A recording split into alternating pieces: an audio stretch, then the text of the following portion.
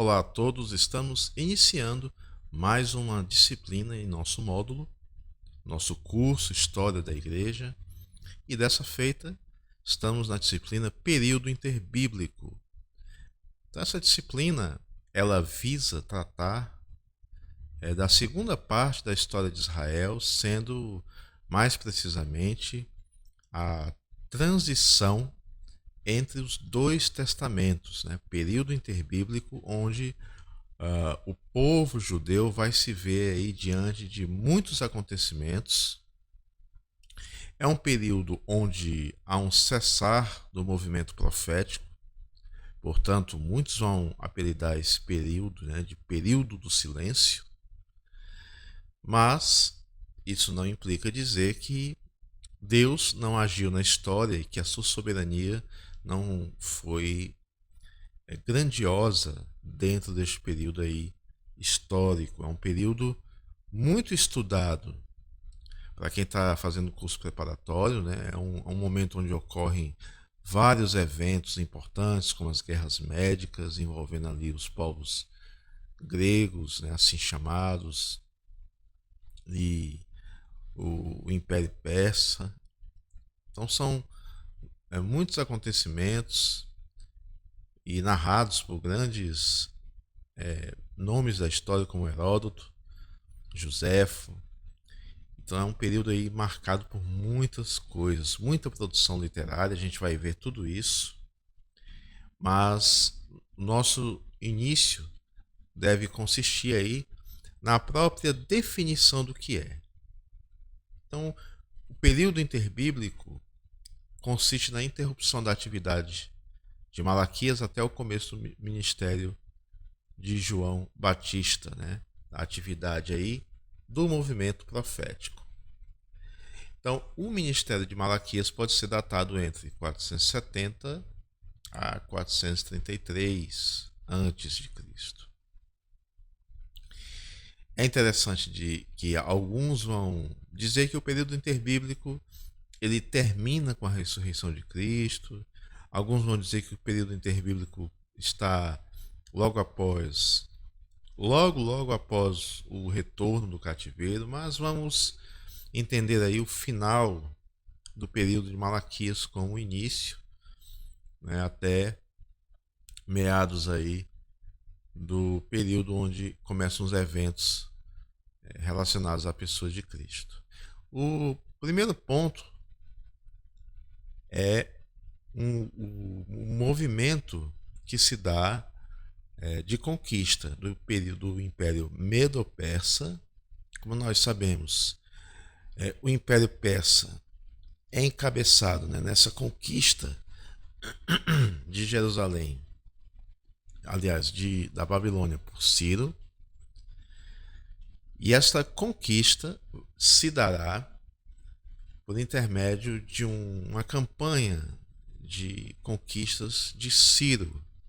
Ciro que inclusive é profetizado aí, citado seu nome lá em Isaías, conforme a gente vê no material. É interessante que há toda uma história envolvendo o Império Medo-Persa, porque primeiramente é conquistado o Império dos Medos, e por isso o Medo-Persa, e eles vêm avançando até chegarem ali na Babilônia, na noite em que Belsazar está dando uma grande festa, e tem toda aquela questão lá da visão da mão escrevendo, que Daniel vai interpretar. Ali o Império Persa vai conquistar. Então, de 550 até 330, a gente vai ter o período chamado período persa.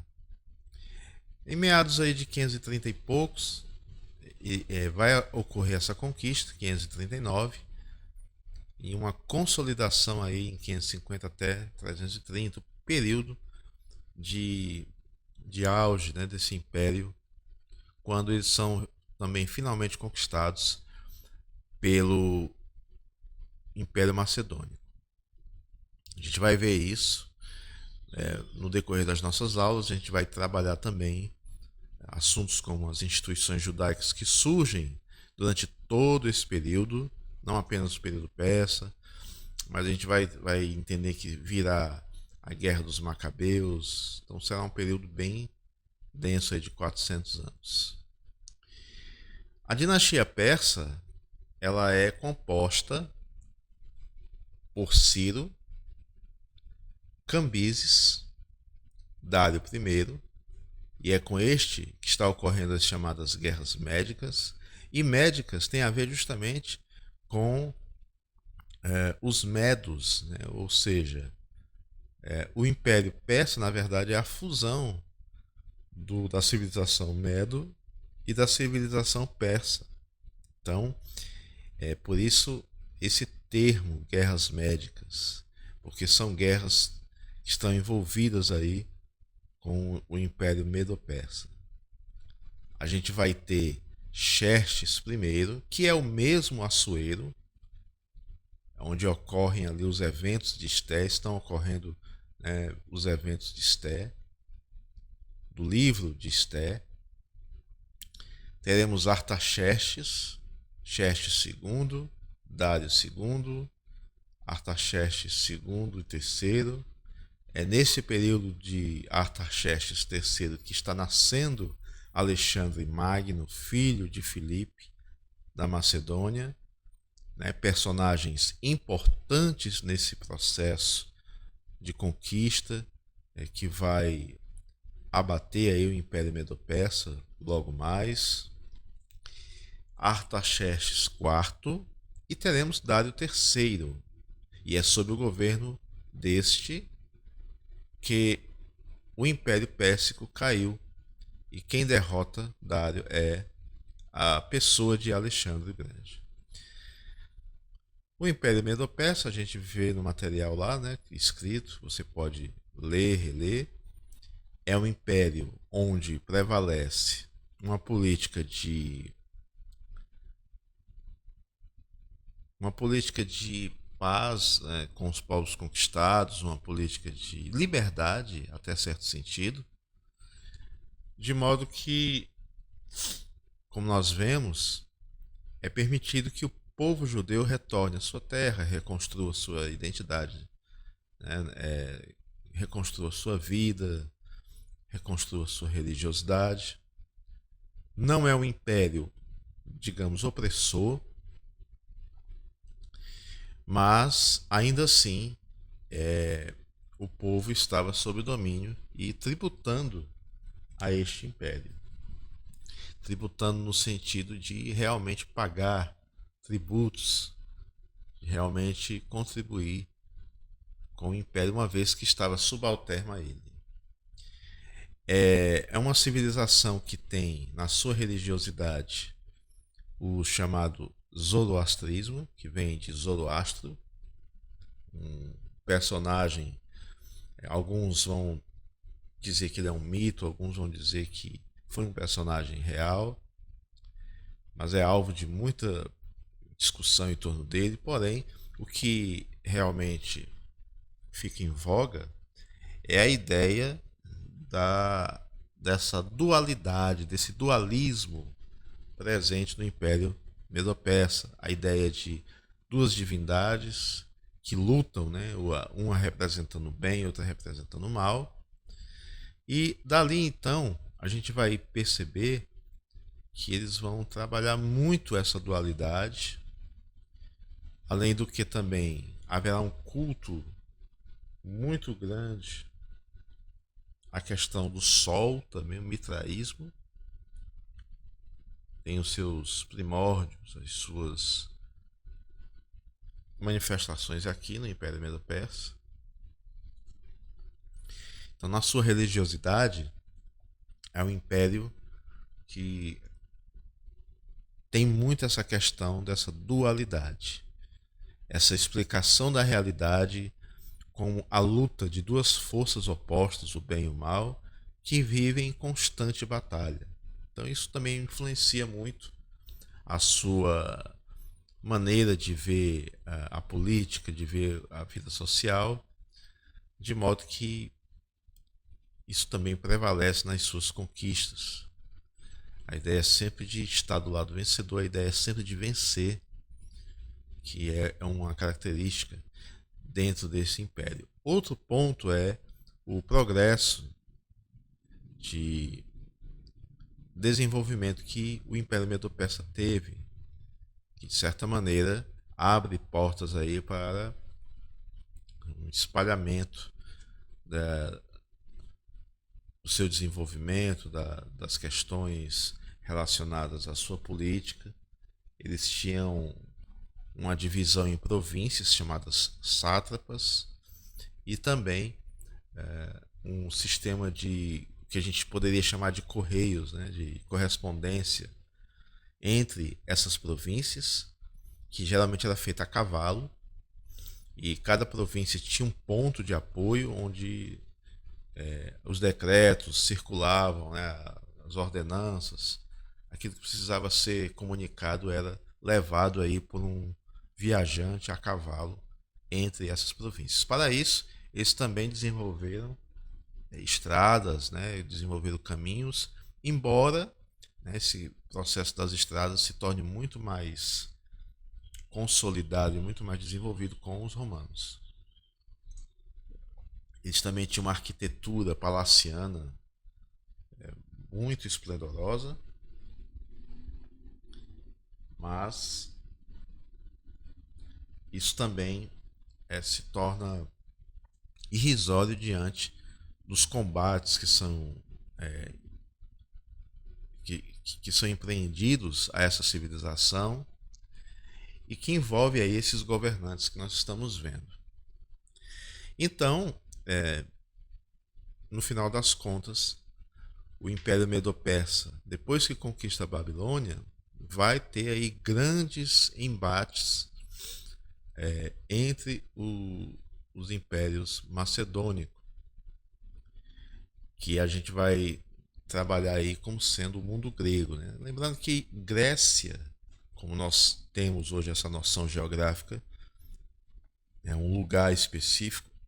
Na verdade, era um conjunto de cidades chamadas cidade-estado e que tiveram uma relação muito grande com o Império Medo-Persa pelas tentativas de conquista e as reações desse império e houve aí durante um grande período muitos embates entre essas duas frentes. E só fechando essa questão do Império Grego, né, a chamada Hélade era o território que tinham os macedônicos, tinha o pessoal das cidades que se formaram, né, Atenas, Esparta, Creta. Então tudo isso forma o chamado mundo grego, que na época a gente era conhecido como Hélade. E esse império, né, essa frente do mundo grego vai em muitos momentos combater o Império Medo-Persa. Então o Império Persa procurou expandir-se em direção a essas cidades-estado gregas e aí deu início às chamadas Guerras Médicas ou Guerras Pérsicas, porque lembre, médica vem de Medo, ou seja, a fusão do Império Persa com o Império dos Medos, que formou aí o termo Medo-Persa. Então, quando se fala em guerras médicas, pode se chamar também guerras pérsicas.